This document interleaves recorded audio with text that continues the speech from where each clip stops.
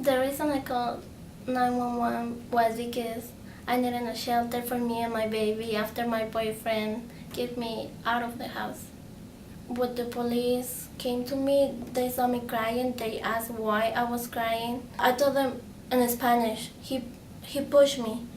And one of the officers insisted that she only speak in English. And as a result of that, she was not able to fully communicate that prior to the police arriving, the boyfriend had pushed her, had hit her, and that she had called 911 for her own safety and for the safety of her child. At the end, the police finally decided that rather than arresting her boyfriend, who was the abuser, they arrested her. I was a victim and they took me to jail. And they put me in deportation proceedings.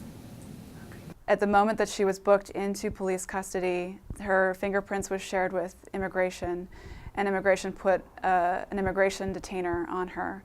The charges were dropped immediately, but because of the immigration hold, because of secure communities, she was ultimately transferred to immigration and placed in deportation proceedings.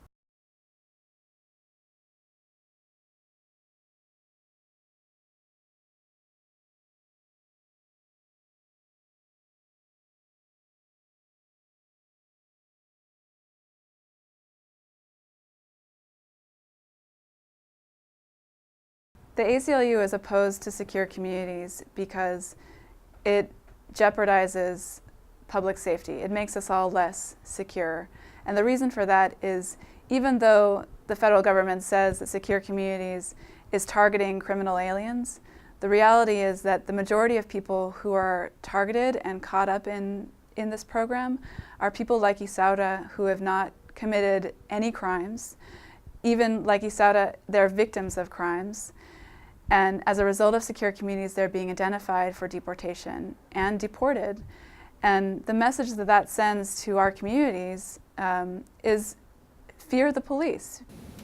What I thought was the United States protects the victims of crimes or domestic violence, but in my case, it's different.